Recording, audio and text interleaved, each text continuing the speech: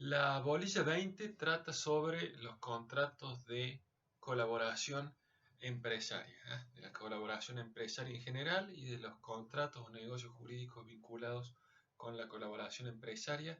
En particular, eh, vamos a ver una parte general relativa a los contratos asociativos en general y después vamos a hablar de los negocios en participación, que se discute su naturaleza jurídica, si es un contrato o no, la vieja sociedad accidental, la unión transitoria, la agrupación de colaboración y los consorcios de cooperación. Esas son las cuatro formas jurídicas específicas que tiene nuestro ordenamiento. Antes, la gran mayoría de ellas estaba en la ley de sociedades. En la ley de sociedades estaba lo que era el negocio accidental, también llamado malamente, con mala técnica legislativa, la sociedad accidental. Estaban las uniones transitorias de empresas, las famosas UTE, que ahora son uniones transitorias, y estaban las agrupaciones de colaboración empresaria, las ACE, que ahora se llaman AC. Digo esto porque nos vamos a manejar con el Código Civil y Comercial. Estos contratos han sido sacados, bueno, y el consorcio de cooperación tenía, perdón, una ley específica, la ley 26.005.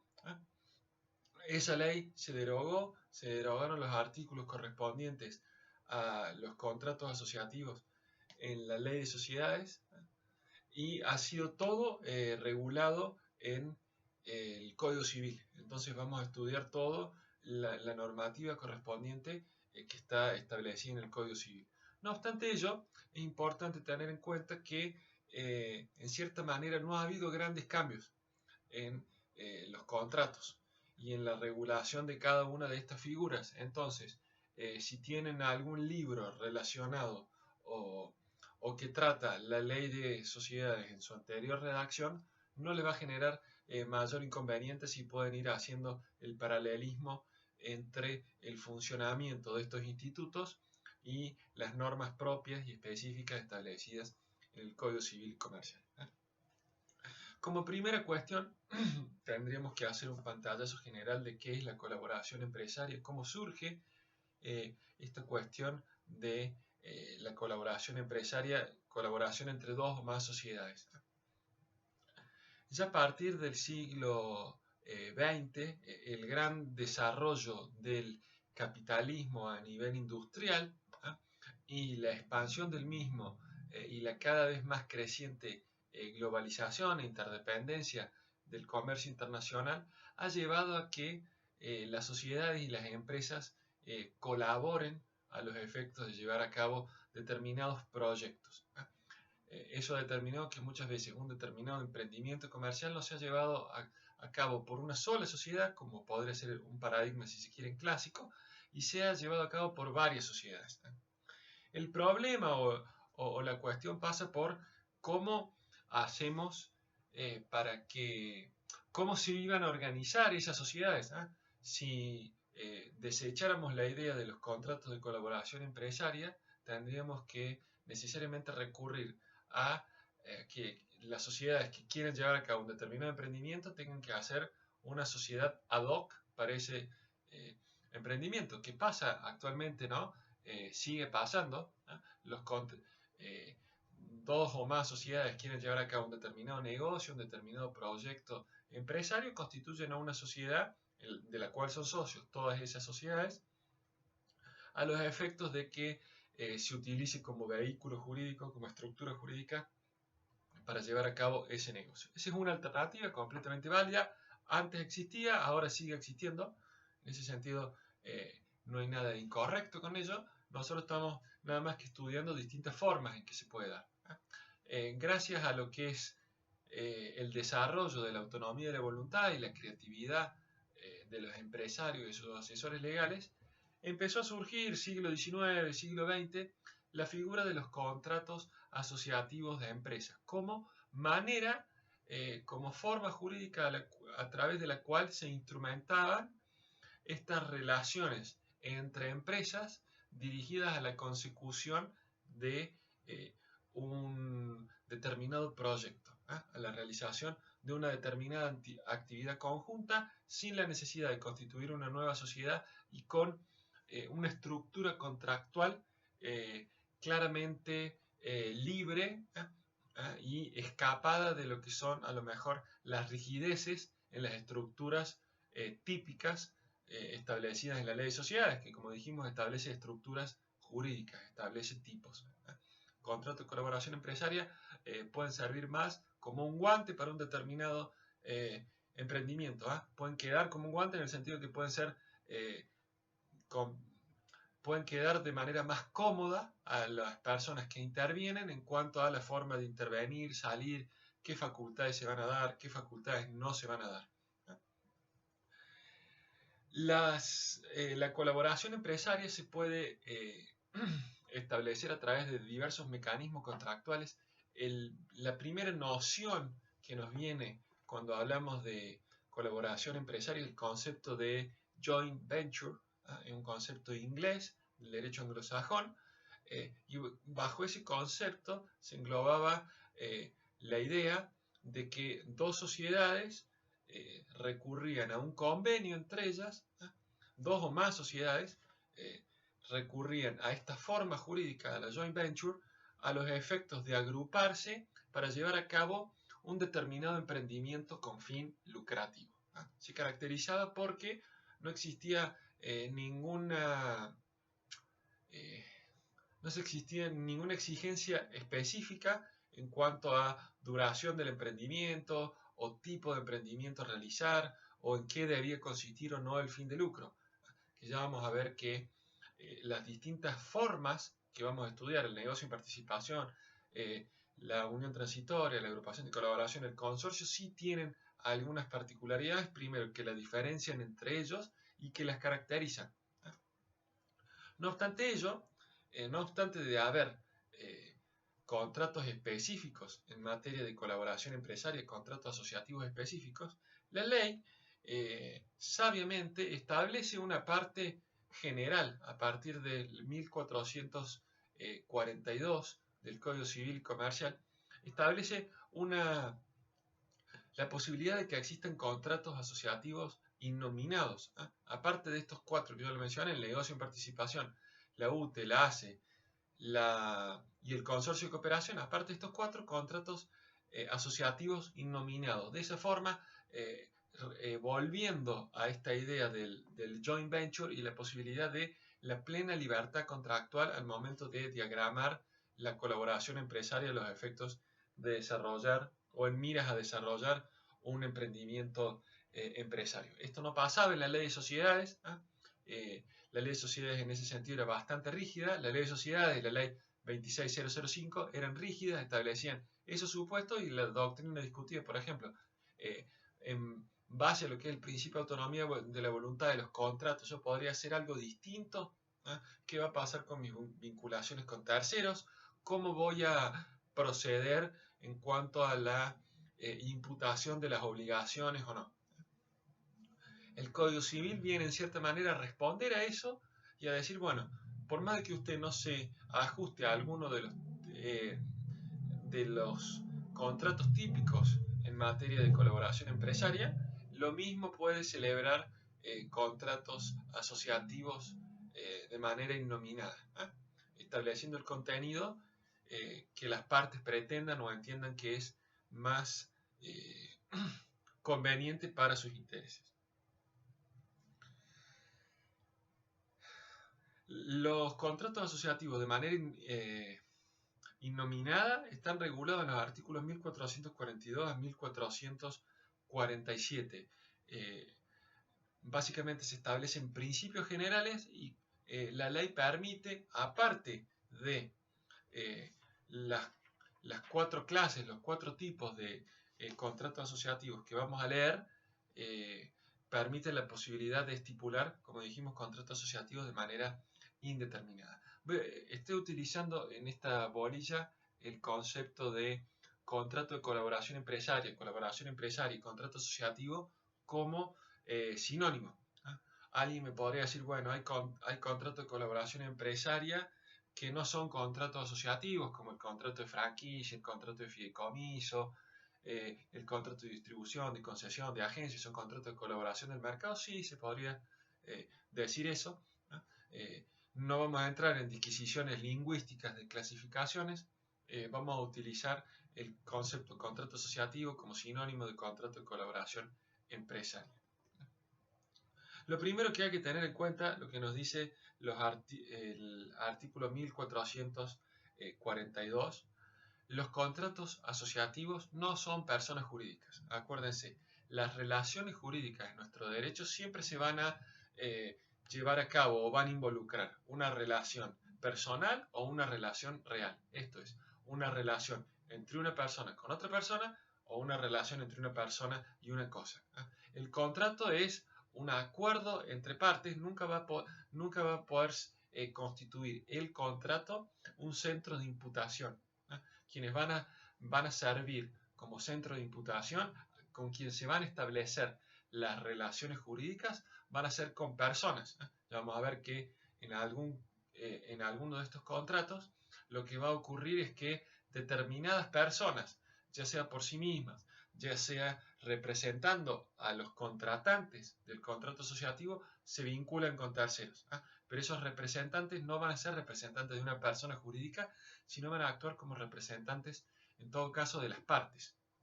Pero no va a haber una persona jurídica. En los contratos asociativos no son personas jurídicas, por más que en la práctica muchas veces consisten en una empresa. Esto alguna vez en la bolilla 1 lo hemos analizado también, la idea de, siendo que es un contrato asociativo y que implica organización en torno a los factores de la producción, al no otorgarle la ley el carácter de personificante, porque claramente dice no conceden personalidad jurídica, no son una persona jurídica distinta de las partes contractuales, no podemos asimilarlo a la idea de una sociedad, sí a la idea de una empresa, sí a la idea de una empresa. Por ende, el contrato asociativo va a poder dar lugar a relaciones laborales, por ejemplo, pero no va a ser el contrato asociativo, la UTE o la ACE, el empleador, sino que corresponderá ver quién de los intervinientes en el contrato es quien carga con responsabilidad laboral. Y eventualmente cualquier reclamo va a tener que ser respondido por los miembros del contrato. Ya veremos cómo, con qué patrimonio, pero siempre acuérdense, las relaciones jurídicas se dan entre personas, incluso las relaciones laborales. Y acuérdense que la empresa no era una persona en nuestro derecho. No está personificada la empresa. Las sociedades son las estructuras jurídicas de las empresas. En este caso, esta bolilla no es de sociedades técnicamente, sino es de contratos asociativos. Estudiamos en sociedades por una cuestión de afinidad entre esta materia y el resto de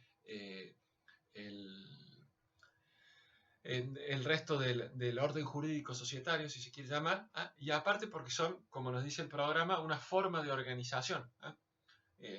La materia privado 4 es sociedades y otras formas de organización. Los contratos asociativos son formas de estructurar jurídicamente la empresa, pero no son personas jurídicas, no son sociedades. Vamos a ir leyendo los artículos, así no quedan dudas respecto de algunas cuestiones que se plantean. 1442. Las disposiciones de este capítulo se aplican a todo contrato de colaboración, de organización o participativo con comunidad de fin que no sea sociedad.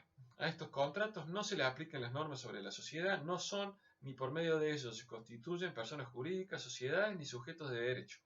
A las comuniones de derechos reales y a la indivisión hereditaria no se les aplican las disposiciones sobre contratos asociativos ni las de la sociedad. Nulidad.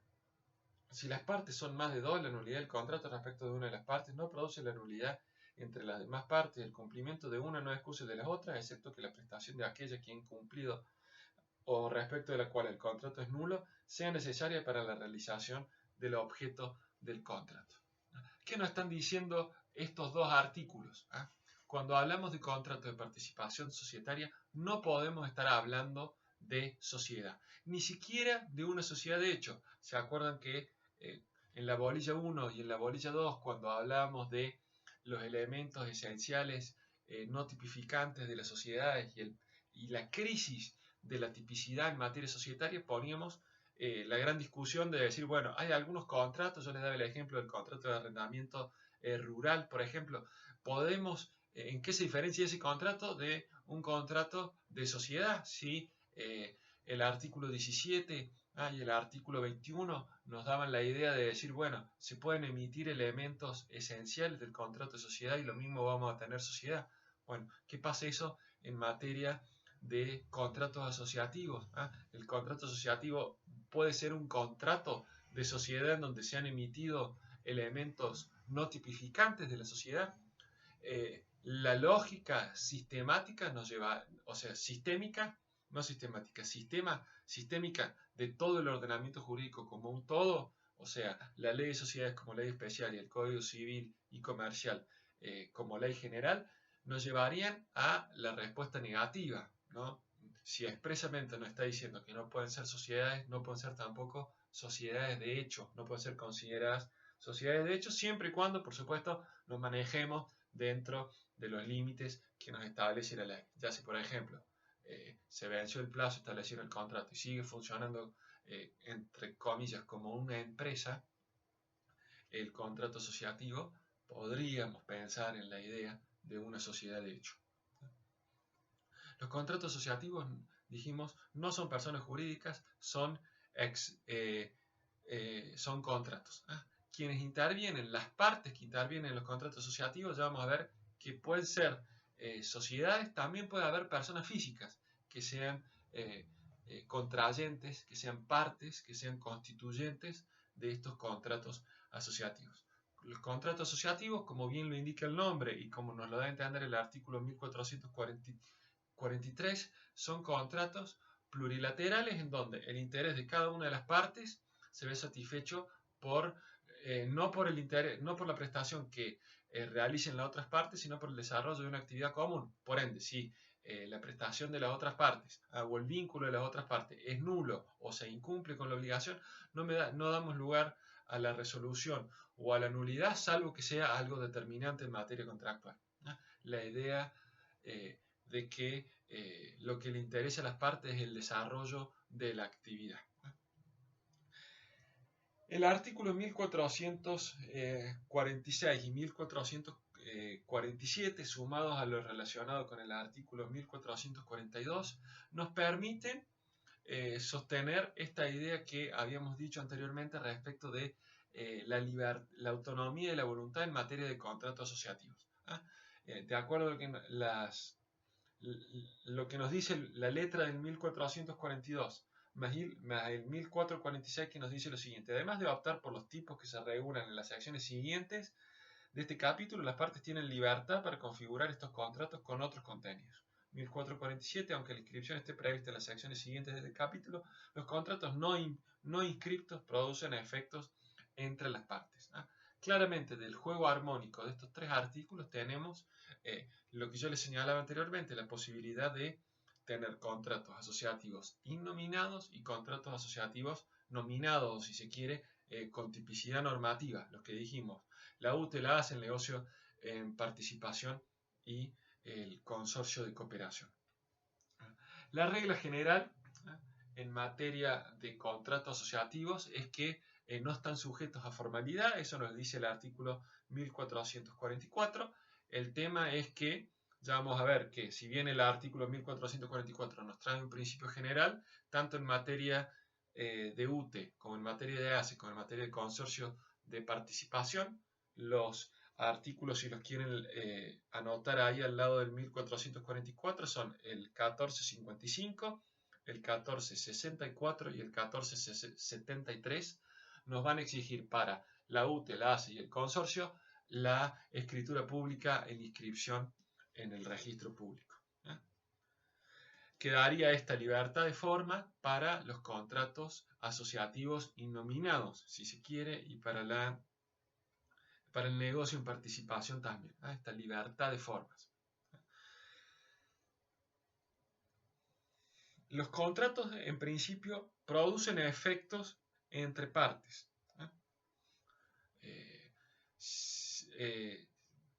esa es la regla. Va a haber los contratos típicos nos van a exigir inscripción en el registro público de comercio. No se llama más registro público de comercio. Yo he utilizado siempre la denominación registro público de comercio por una cuestión de costumbre. Lo mismo hablar de registro público o de registro público de comercio. El nuevo Código Civil ha sacado la idea de comercio porque se unen las dos legislaciones, civil y comercial, pero sigue siendo el mismo organismo público en la provincia de Córdoba. Decíamos, en los contratos típicos voy a tener que inscribirlo en el registro público de comercio, los contratos innominados, y si no lo inscribo, lo mismo va a tener efecto entre partes. Los contratos innominados, como hay libertad en materia de autonomía de la voluntad, no tengo que inscribirlos, como todo contrato va a generar efectos entre partes en el momento de su celebración. Lo último que nos va a quedar leer es el artículo 1445 relacionado con la contratación con un tercero por parte de alguna de las partes configurantes de ese contrato, alguna de las partes del contrato asociativo. Nos dice el 1445. Actuación en nombre común de las partes. Cuando una parte trate con un tercero en nombre de todas las partes o de la organización común establecida en el contrato asociativo, las otras partes no devienen acreedores o deudores respecto del tercero, sino de conformidad con las disposiciones sobre representación, lo dispuesto en el contrato o las normas de las secciones siguientes de este capítulo. ¿Cuál es el principio general que nos está estableciendo el artículo 1445? Que ya vamos a ver que es aplicable digamos, en cada tipo contractual va a estar regulado de determinada manera, pero el principio general es el siguiente. Las vinculaciones se van a dar siempre con los acreedores de manera personal, salvo que en el contrato asociativo típico se haya establecido un mecanismo específico en virtud del cual las obligaciones que asume ese representante van a, mejor dicho, las obligaciones que asume un determinado individuo van a ser asumidas en representación del resto de los contrayentes de acuerdo, por ejemplo, al porcentaje de participación o al porcentaje que se haya establecido en el contrato o de acuerdo a la voluntad que tengan algunos miembros participantes del contrato de ser alcanzado por ese acto que realiza el tercero. Esto es para todos los tipos todos los tipos contractuales específicos de manera general. Es un principio general, ya vamos a ir viendo cómo se da en cada uno de los tipos específicos. Lo primero que hay que estudiar, que nos manda los artículos 1448 a 1452, es el instituto denominado negocio en participación. Digo instituto a propósito porque se discute bastante su naturaleza jurídica. Ya se discutía en la ley de sociedades, en donde ya estaba contemplado el negocio en participación, y se discute ahora. En la ley de sociedades se hablaba de negocio en participación o de sociedad accidental. Nombre el de la sociedad accidental, que recibió muchísimas críticas por parte de la doctrina en relación a que no puede darse una sociedad porque sí, sin voluntad de las partes al respecto, ¿no? Como pareciera indicar esa idea de accidental, como si fueran un accidente. En cuanto a su naturaleza jurídica se discute, hay quienes sostienen que es una sociedad de hecho, basándose en lo que estaba establecido en la ley de sociedades, que se consideraba una sociedad accidental, como dijimos, algo bastante controvertido. Hay quienes sostienen que es un cuasi contrato porque le faltan elementos específicos como una voluntad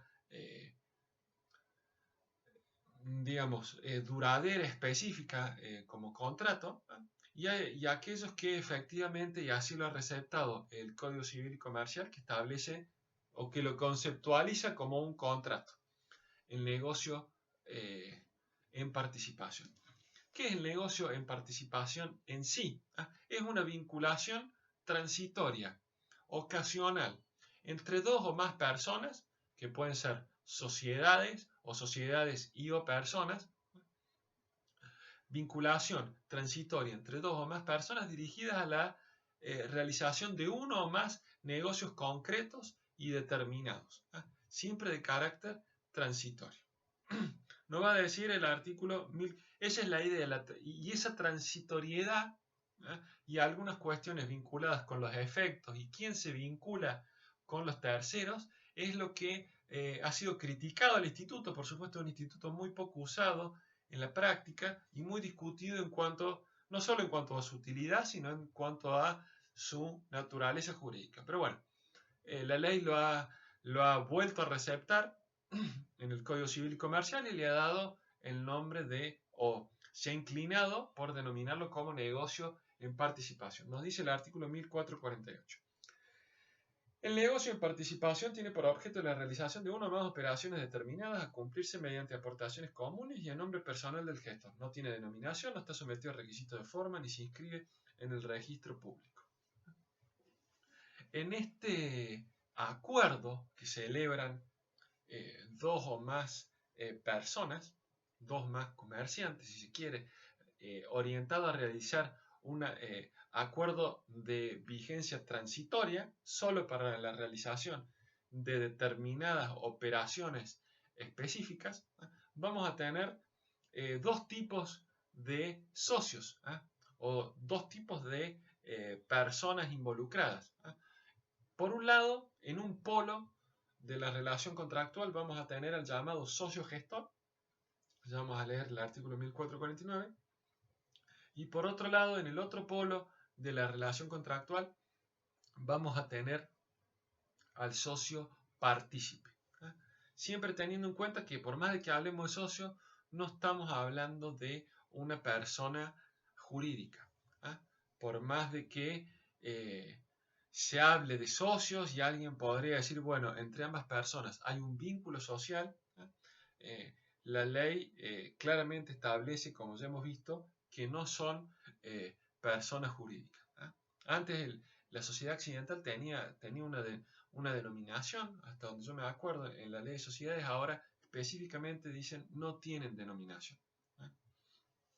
El socio gestor, o el gestor, mejor dicho, artículo 1449, es quien se vincula con terceros y quien administra el negocio en participación, entre comillas. Nos dice el artículo 1400. Del otro lado, los partícipes son personas que realizan aportes para el desarrollo de ese negocio, pero permanecen ocultos frente a terceros. Su actividad está limitada a realizar ese aporte y a vigilar lo que hace el gestor, pero nada más que eso. Vamos a ver lo que nos dice los artículos 1449 a 1451. Gestor. Los terceros adquieren derechos y asumen obligaciones solo respecto del gestor. La responsabilidad de éste es ilimitada. Si actúa más de un gestor, son solidariamente responsables. 1450. Partícipe. Partícipe es la persona en el negocio que no actúa frente a los terceros, no tiene acción contra estos ni estos contra aquel, en tanto no se exteriorice la apariencia de una actuación común. 1451. Derecho de información y rendición de cuentas. El partícipe tiene derecho a que el gestor le brinde información y acceso a la documentación relativa al negocio. También tiene derecho a la rendición de cuentas de la gestión en la forma y en el tiempo pactados y en defecto de pacto anualmente y al concluir la negociación. No lo confundamos con, ustedes ya a lo mejor pueden estar haciendo un paralelismo con la sociedad en comandita simple, la sociedad en comandita por acciones, donde hay dos clases de socios, uno administra, el otro limita la responsabilidad al aporte y no interviene en la gestión. Algo de parecido tienen, pero siempre tengamos presente, estamos ante un contrato celebrado entre estas dos partes, si bien no se exige forma, por eso se discute, puede existir de manera verbal un negocio en participación, y eso es lo que a algunos les llevaba, como les decíamos, a pensar en una sociedad de hecho.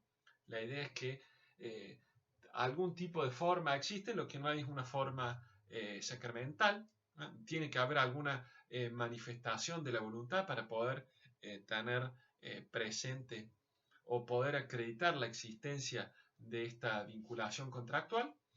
Vamos a tener a estas dos partes, puede haber a estos dos polos en este contrato, y de este contrato, uno solo de esos polos es quien se va a vincular con el tercero. El gestor es el que se va a vincular con el tercero a los efectos de la realización de esa operación específica, esa negocio, negocio u operatoria comercial o empresaria específica que habíamos tenido en mira a los efectos de este negocio asociativo. Lo que va a hacer el partícipe es realizar su aporte, por supuesto, va a participar de los beneficios de este negocio, pero no se va a vincular con terceros. Le va a poder solicitar rendición de cuentas al gestor, pero no se va a vincular por tercero. El gestor es quien se vincula con el tercero y por ende es él el que tiene responsabilidad ilimitada frente a terceros. Una vez terminado el negocio con terceros, la doctrina entiende que se acaba el negocio en participación. La existencia del negocio en participación es siempre transitoria y limitada, siempre relacionada a la realización de un determinado negocio. Por más de que sea un negocio jurídico de carácter no formal, va a haber que eventualmente acreditar el mismo a los efectos de la prueba y a los efectos de eventualmente exigirse las cuestiones que se pueden exigir entre los socios. Si yo soy un socio partícipe, voy a procurarme tener un contrato redactado a los efectos de poder ejercer esos derechos de participación en los resultados del negocio y de vigilar la actuación del gestor. En cuanto a las normas subsidiarias que se le puede aplicar a todo lo que esté contemplado en este instrumento, en este negocio jurídico, en este instituto que es el negocio en participación, hay una discusión doctrinaria si le aplicamos normas de la ley de sociedades o normas del Código Civil y Comercial. Eso se daba bastante en el viejo régimen legal, cuando estaba en la ley de sociedades comerciales, se discutía si era un cuasi contrato o una sociedad de hecho.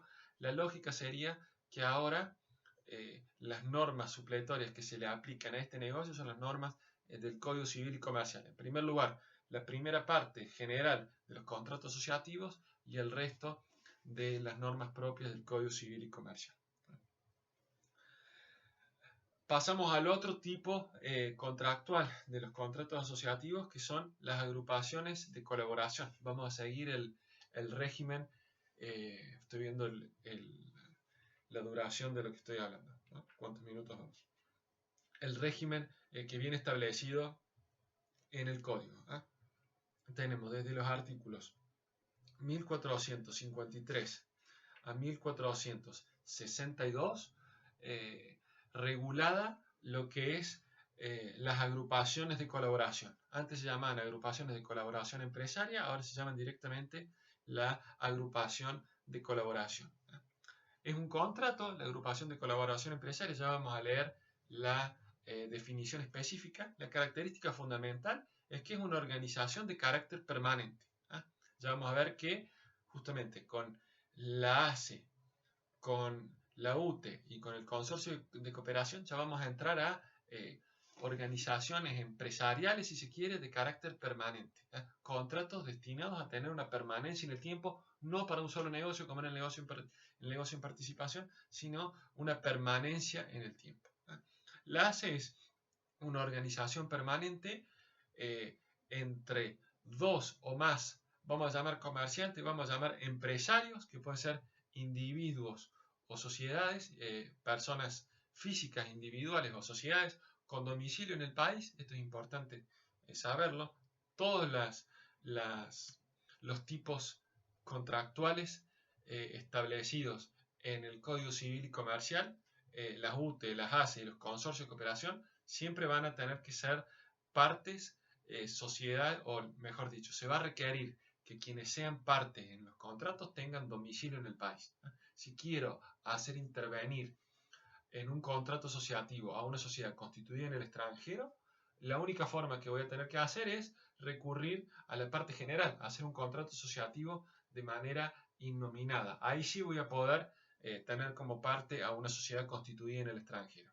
De lo contrario, voy a tener que establecer algún domicilio en el país en los términos que ya hemos visto en la bolilla correspondiente a las sociedades extranjeras. La ACE, hecho este pequeño paréntesis, las ACE, dijimos, es una agrupación permanente entre dos o más empresarios realizada o organizada a los efectos de facilitar o desarrollar determinadas fases de producción de los intervinientes en el negocio, a los efectos de poder perfeccionar o incrementar la productividad interna de cada uno de los miembros de la agrupación. Nos agrupamos no a los efectos de prestar un servicio a favor de un tercero, sino a los efectos de organizarnos para conjuntamente y eventualmente gracias a alguna facultad que le podemos dar a alguna persona específica, nos organicemos nosotros internamente.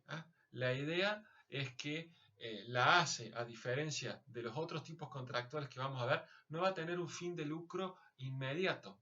El beneficio de los miembros de la ACE no va a estar en la prestación de un servicio hacia un tercero, sino en la idea de que por formar parte de la ACE ven facilitado, mejorado, perfeccionado o incrementado el desarrollo de fases internas de su propia actividad empresarial. Y ahí va a estar dado el beneficio propio, que van a tener las mismas como consecuencia de haber suscrito o de formar parte de este contrato de colaboración empresaria. El objeto de las ACE es el establecer una organización común a los efectos de satisfacer aspectos internos organizacionales de cada una de ellas, a los efectos de mejorar el desarrollo interno de las empresas intervinientes. El beneficio va a estar dado en esa mejora que cada uno tenga, que por supuesto puede no ser igual. No es un beneficio que se obtiene de algo que se realiza a favor de un tercero, sino es un beneficio interno de cada uno de los partícipes como consecuencia de haberse reunido o haber concurrido a la celebración de este contrato. Todos los libros tratan esto que le estoy diciendo. Mi idea es tratar de ver si los puedo ayudar en la comprensión de los mismos. Vamos a leer lo que nos dice en el 1453 y en el 1454, que es un poco esto que les digo. 1453. Hay contrato de agrupación de colaboración cuando las partes establecen una organización común con la finalidad de facilitar o desarrollar determinadas fases de la actividad de sus miembros o de perfeccionar o incrementar el resultado de tales actividades. 1454. La agrupación en cuanto tal no puede perseguir fines de lucro. Las ventajas económicas que genere su actividad deben recaer directamente en el patrimonio de las partes agrupadas o consorciadas. La agrupación no puede ejercer funciones de dirección sobre la actividad de sus miembros. Expresamente lo dice el artículo 1454. Eso no quita la idea de no poder ejercer facultades de dirección. Significa que la agrupación va a tener, digamos, cada persona, cada empresario, parte de la agrupación empresaria va a tener plena autonomía para dirigir sus negocios. Ello no obsta a que, ya vamos a ver que en el marco de la ACE se pueden dar, en el marco de este contrato, se pueden designar representantes a los efectos de que estos representantes dirijan aspectos comunes a la actividad, a los efectos de que esos aspectos comunes sean los que beneficien a cada uno de los miembros. Pero siempre, acuérdense, aspectos comunes dirigidos a desarrollar o mejorar aspectos internos de los intervinientes. Ya vamos a ver en ese sentido qué nos dice el artículo 1457 conjuntamente con el 1458 y el 1459. Las ACE, dijimos, son un contrato.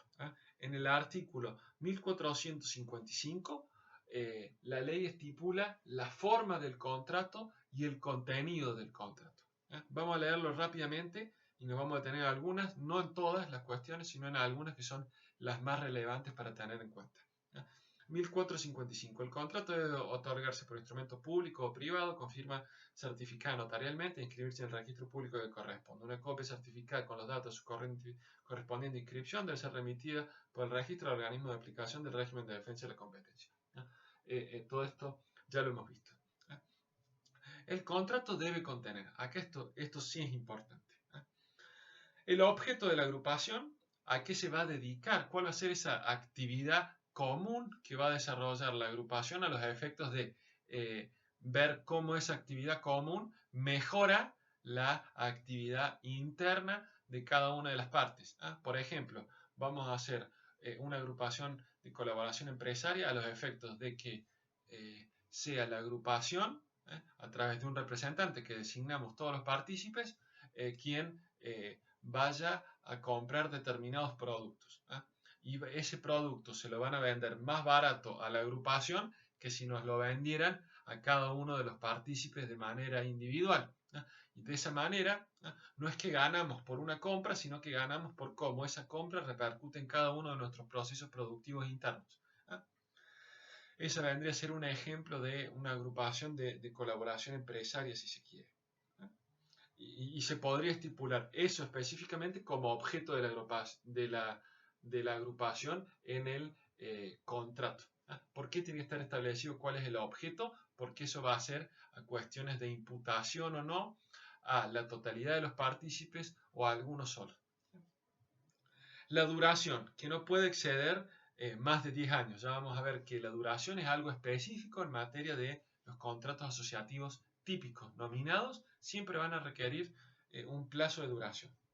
Si se establece por más tiempo, queda reducido dicho plazo. En caso de omisión del plazo, se entiende que la duración es de 10 años. Puede ser prorrogada antes de su vencimiento por decisión unánime de los participantes por sucesivos plazos de hasta 10 años. El contrato no puede prorrogarse si hubiera acreedores embargantes de los participantes y no se los desinteresa previamente. La denominación que se forma con un nombre de fantasía integrado con la palabra agrupación. El nombre, el nombre, razón social, la denominación, el domicilio y los datos de inscripción registral del contrato o estatuto, de la matriculación e individualización, en su caso, de cada uno de los participantes. En el caso de sociedades, la relación de la resolución del órgano social que aprueba la contratación de la agrupación, así como su fecha y número de acta. La constitución de un domicilio especial para todos los efectos que deriven del contrato de agrupación, tanto entre las partes como respecto de terceros. Hago un punto acá. Acá nos habla la ley de una denominación de la agrupación y un domicilio. Eso no nos debe llevar a decir, bueno, entonces tenemos una persona jurídica porque tenemos un nombre y tenemos un domicilio. No.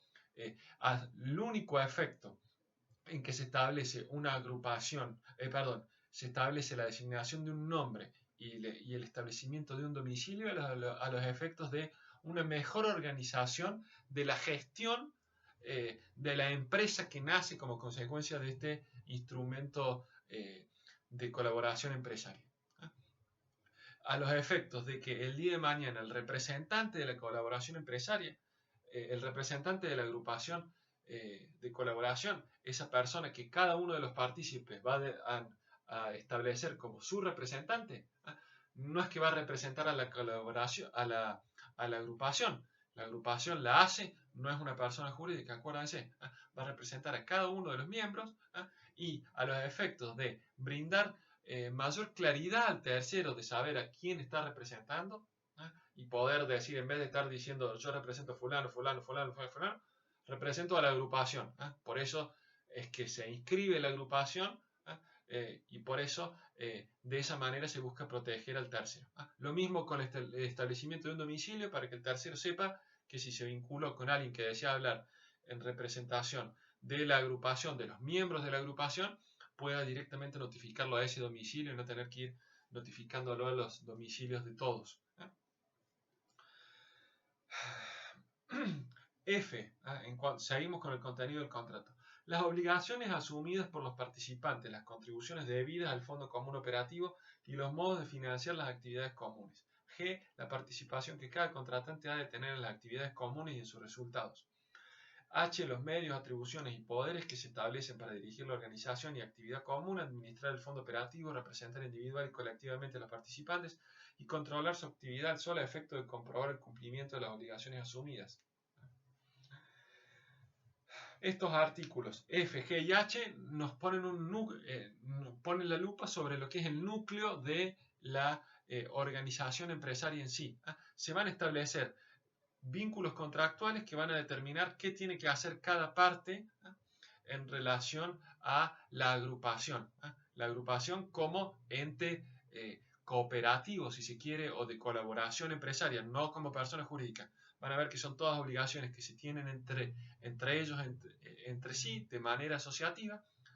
Van a tener que establecer un fondo común operativo, van a designar a un representante para que los represente a todos y eventualmente ese representante le va a poder a alguien que no haya cumplido con su obligación de aportar el fondo común operativo, por ejemplo, le va a decir, oiga, usted está debiendo tal cuota del fondo común operativo y con eso no podemos, en el ejemplo que les daba, salir a comprar esos productos para aplicarnos a la faz interna de cada una de sus empresas, sino ponen ustedes lo que tienen que poner en el fondo común operativo. El fondo común operativo, artículo 1458, nos dice lo siguiente: las contribuciones de los participantes y los bienes que con ellos se adquieren constituyen el fondo común de la agrupación. Durante el plazo establecido para su duración, los bienes se deben mantener indivisos y los acreedores particulares de los participantes no pueden hacer valer su derecho sobre ellos. Según algunos autores, acá el fondo común operativo vendría a constituir una suerte de patrimonio de afectación. Esto es, los acreedores personales de los participantes, de los miembros de la agrupación, no van a poder agredir los bienes que estos participantes, estas partes, hayan otorgado a la agrupación a los efectos de que la agrupación los administre. No hay una transferencia dominal, porque ahí no estaríamos hablando de ninguna responsabilidad, sino que hay una delegación en la administración de esos bienes. Delegación que tiene que ser total, no puede ser indivisa, como hemos visto. Y la idea de que como esos bienes están afectados a la agrupación, se le ha otorgado la administración de los mismos a la agrupación, no podría un acreedor personal del miembro ejecutar su acreencia personal sobre ese bien. Ejemplo, en el caso que le estamos dando anteriormente, la agrupación para salir a comprar productos, supongamos el vehículo que una sociedad aportó, un vehículo cuya administración uno de los participantes entregó a la agrupación a los efectos de que la administración de ese bien, de ese vehículo, sea llevado a cabo por el representante de la agrupación, ese vehículo, si choca a alguien, si un acreedor particular de ese socio participante constituyente no va a poder agredir, no va a poder embargar ese vehículo. Distinto es si ese vehículo en el desarrollo de su cometido, en el desarrollo del objeto de la agrupación, daña a terceros. Ahí nos vamos a ir al artículo 1459, que nos habla de la responsabilidad, cómo se responde frente a terceros. Seguimos con el contenido. Los artículos, los incisos I, J, K y L nos hablan de cuestiones accesorias que no nos vamos a detener en su análisis. Lo importante es que tengamos presente como contenido del contrato de ACE, además de la forma y de dónde se tienen que inscribir, una denominación y un domicilio, todo lo que sea relacionado con la individualización de los integrantes, el establecimiento de las obligaciones y la organización de habíamos dicho, de la empresa a que da lugar el, el contrato asociativo. Todo lo que sea con las obligaciones que tiene cada, cada uno de los partícipes y cómo de ese entramado de obligaciones dan lugar a una estructura que tiene que ser organizada, para lo cual vamos a tener a un representante que va a ser el representante de todos, que se va a encargar de cumplir con todas las obligaciones y de los entrecruzamientos obligacionales que nacen como consecuencia del contrato asociativo. A su vez, dijimos, se va a conformar un fondo común operativo de acuerdo a los bienes cuya administración las partes integren a los efectos de servir para el desarrollo de la actividad común que es la agrupación empresaria en sí. ¿Cómo se toman las resoluciones? ¿Cómo se llevan a cabo decisiones en el marco del desarrollo de esta agrupación de colaboración empresaria? Nos dice el 1456. Las resoluciones relativas a la realización de los objetos de la agrupación se adoptan por el voto de la mayoría absoluta de los participantes, excepto disposición contraria del contrato. La impugnación de las resoluciones solo puede fundarse en la violación de disposiciones legales o contractuales. La acción debe ser dirigida contra cada uno de los integrantes de la agrupación y plantearse ante el tribunal del domicilio fijado en el contrato dentro de los 30 días de haberse notificado fehacientemente la decisión de la agrupación. Las reuniones o consultas a los participantes deben efectuarse cada vez que lo requiera un administrador o cualquiera de los participantes. No puede modificarse el contrato sin el consentimiento unánime de los participantes. No podemos, digamos, la primera tentación que vamos a tener es comparar esto con resoluciones que se pueden tomar en el marco de una SRL, de una sociedad anónima. No es la idea, ¿no? La idea es celebrar el contrato, designar las obligaciones de cada una de las partes, eventualmente designar un representante para que se vincule con terceros en el marco del cumplimiento del contrato y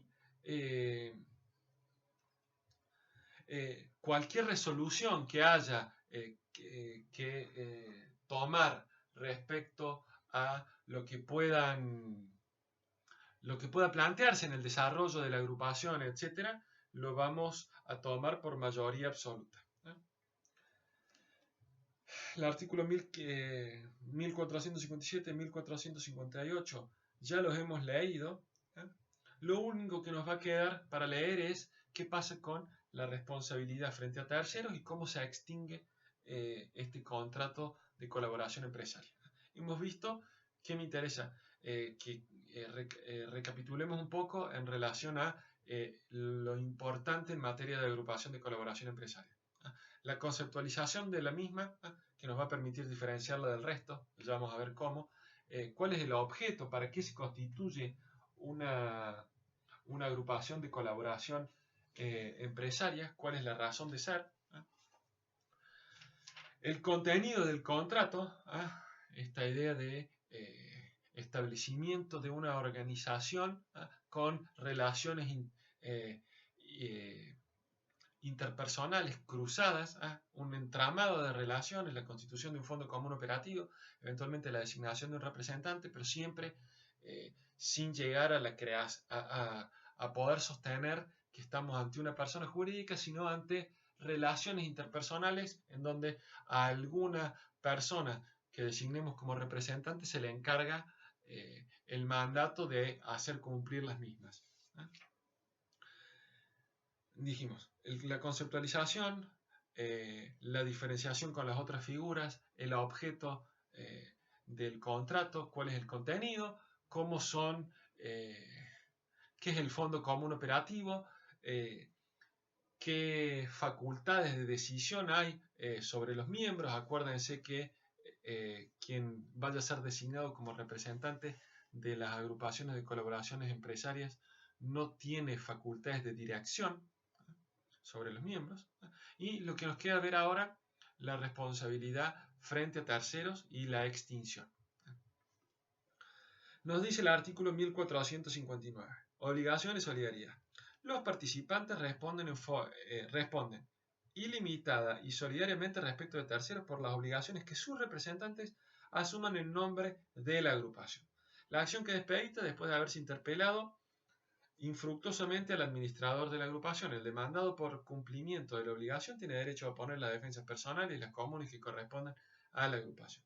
El participante representado responde solidariamente con el fondo común operativo por las obligaciones que los representantes hayan asumido en representación de un participante, haciéndolo saber al tiempo de obligarse. La regla entonces en materia de responsabilidad es la solidaridad.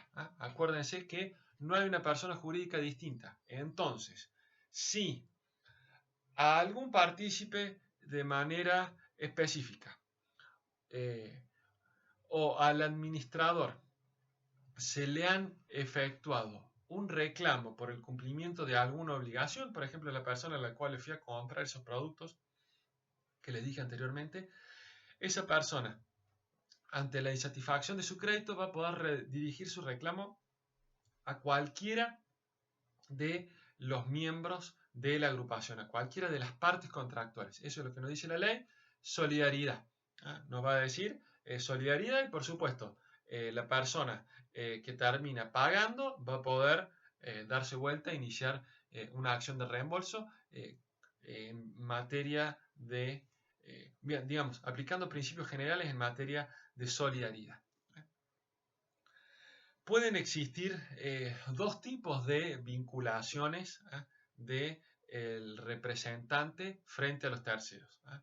Que se haya obligado el representante por toda la agrupación o que se haya obligado el representante por un solo miembro. Eso vienen a ser los dos ejemplos, primer párrafo y segundo párrafo de 1459. La regla general es la solidaridad.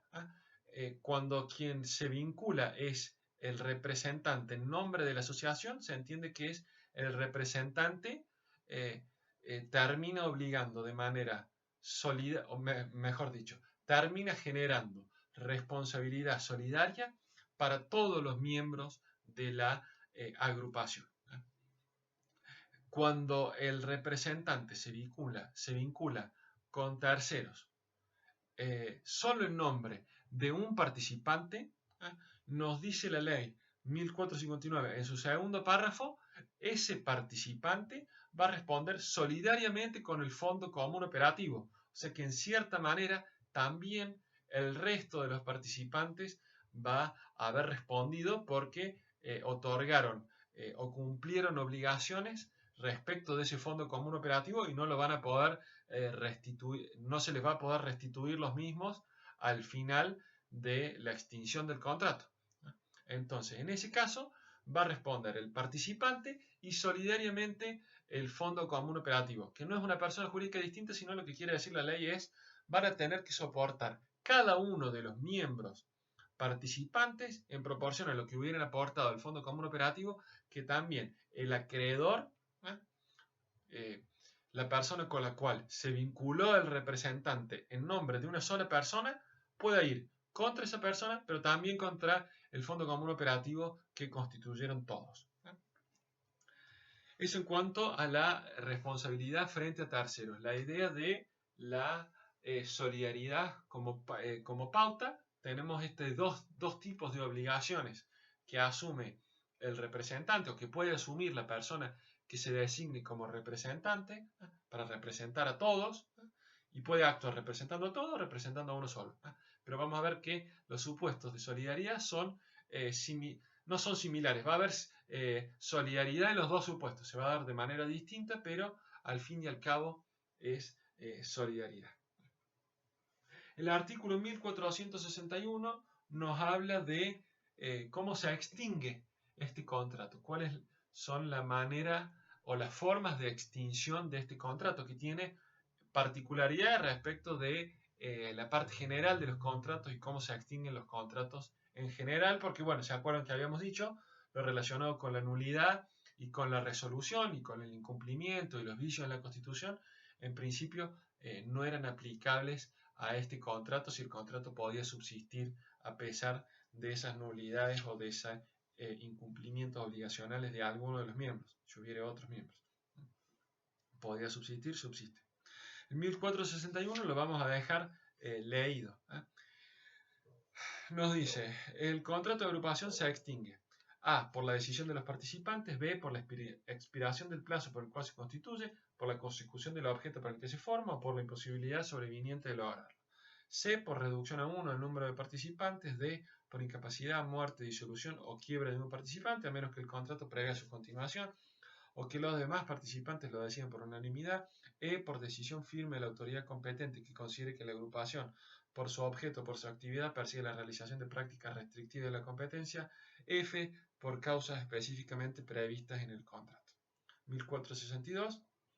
Resolución parcial no voluntaria del vínculo. Sin perjuicio de lo establecido en el contrato, cualquier participante puede ser excluido por decisión unánime de los demás si contraviene habitualmente sus obligaciones, perturba el funcionamiento de la agrupación o incurre en incumplimiento grave. Cuando el contrato solo vincula a dos personas, si uno incurre en alguna de las causales indicadas, el otro participante puede declarar la resolución del contrato y reclamar del incumplidor el resarcimiento de los daños. Algo bastante parecido, pero no hay que confundirse con lo que son las causales de disolución de las sociedades. Acá estamos hablando de supuestos de extinción contractual. Por cada uno de estos, lo más importante van a ser, por supuesto, el vencimiento del término, el cumplimiento del objeto, la imposibilidad de lograrlo o la simple decisión de los partícipes. En cada uno de los supuestos, extinguido el contrato, corresponderá eventualmente la obligación restitutoria de que las partes van a tener que devolverse entre sí, porque en cierta manera una comunidad contractual, van a tener que devolverse entre sí los bienes que hubieran formado parte del Fondo Común Operativo, a los efectos de a cada socio devolvérsele lo que cada uno entregó de acuerdo a las obligaciones que cada uno asumió. Acuérdense que en esto no tiene que haber prorrata, ni tiene que haber igualdad entre todos los partícipes. Puede haber partícipes por el 30 y otros partícipes por el 70. No, en esto es plena autonomía de la voluntad y de acuerdo a la envergadura de cada uno de los participantes y de para qué quiere involucrarse en esta agrupación, siendo que se trata siempre, como vimos, de un aspecto interno de su organización empresarial propia, y de ahí obtener el ánimo de lucro.